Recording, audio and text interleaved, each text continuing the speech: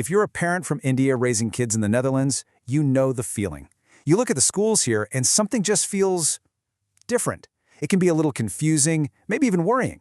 Well, our whole goal here is to help clear up that confusion and give you some real clarity.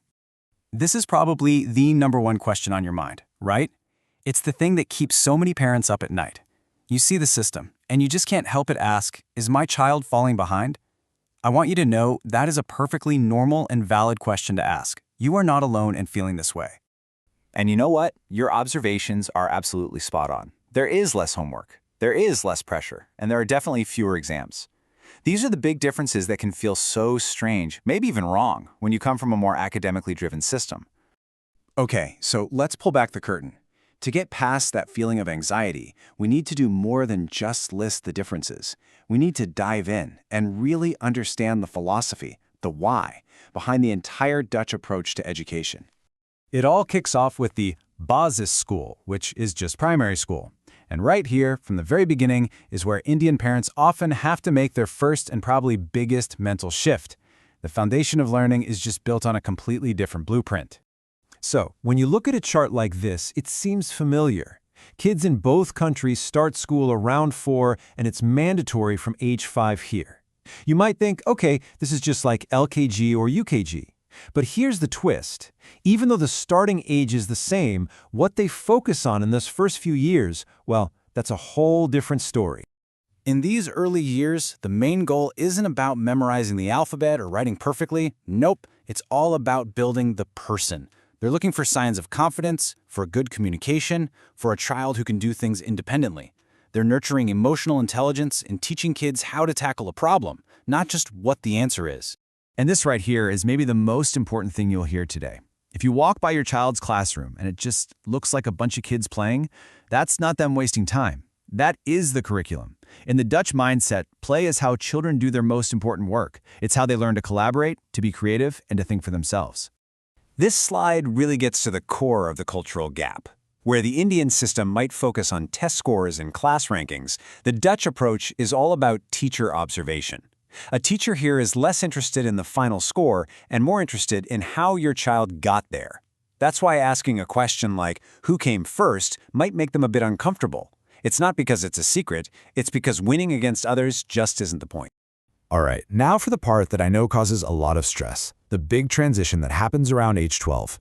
This is when that single path of primary school splits into different directions, and for many parents, it feels like a massive, high-stakes decision. So let's look at the roadmap. After primary school, you can see the system branches out into 3 main pathways for secondary education. You've got VMBO, HAVO, and VWO. Each one is a well-defined route leading to different kinds of careers and higher education. Now, before we get into the details of those 3 streams, we have to get this next part crystal clear. This is so important. The split at age 12 is not a judgment. The system is not trying to label your child smart or not smart. It is asking a much better, much more helpful question: how does this particular child learn best? So here's a quick breakdown of those 3 paths. First, you have VMBO, which is a 4-year track all about practical, hands-on learning that leads to vocational college. In the middle, you have HAVO, a 5-year path that mixes academics with real-world application, leading to universities of applied sciences. And then there's VWO, a 6-year, very academic track that's a direct route to research universities. Let's start with VMBO. This path is tailor-made for students who learn by doing. You know, the kids who love to build things, to fix things, to see how theory works in the real world. This is an intentional path toward incredible careers in tech, healthcare, crafts, you name it. And this is another one of those huge mindset shifts we have to talk about. Back in India, a vocational path is often seen as Plan B, right, as a second choice. But here in the Netherlands, it couldn't be more different. These are respected, well-paid, essential professions, and this educational path is designed with that respect from the very start. So what about AVO? Well, you can think of AVO as the perfect bridge between pure theory and pure practice. It's for students who do well with academics, but want to know how that knowledge applies in the real world. It leads to what they call universities of applied sciences, where you learn how to turn what you know into a profession. And then we have VVO. This is the most academic of the 3 streams. It's for students who love theory, who enjoy deep research, and who are comfortable with abstract thinking. This is the direct ticket to what's called a research university, or WO, what most of us would think of as a traditional university. So let me be absolutely clear, because this is the single biggest misconception. VWO is not the best path. It is not the default success path. It is simply the best path for one specific type of learner. Success in this system is about finding the right fit, not jamming every kid into the same academic mold. All three of these are respected paths to success. So, knowing all this, what's your role in all this as a parent? How can you actually help your child navigate this system? Honestly, it boils down to two simple but sometimes difficult words: trust the process. First, a quick look at the legal stuff. It's pretty straightforward. From age 5 to 16, school is absolutely mandatory. Then, from 16 to 18, students have to stay in some kind of school or training until they get a basic diploma. The whole system is set up to make sure every single person leaves with a solid foundation to build on. And to really trust the process, you have to embrace its core beliefs. The whole Dutch system is built on the idea that kids grow up at different paces. It knows that piling on academic pressure too early can actually destroy a child's natural love for learning. And, at its heart, it believes that a child's own motivation is always more powerful than their fear of failing. And look, let's just be really honest for a second.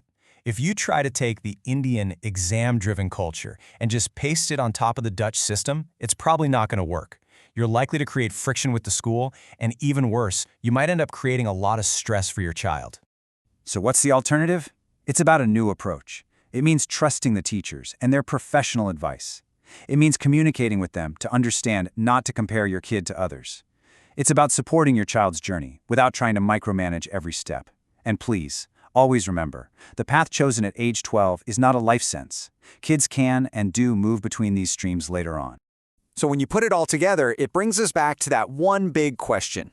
If the goal isn't getting the highest rank or getting into the best stream, then what is the goal? The goal is to change our vocabulary, to stop thinking in terms of better or worse, and instead to start thinking in terms of fit, growth, and long-term well-being. It's about finding the environment where your child can be themselves, develop their passions, and grow into a happy, confident, and successful adult. And really, isn't that a definition of success we can all get behind?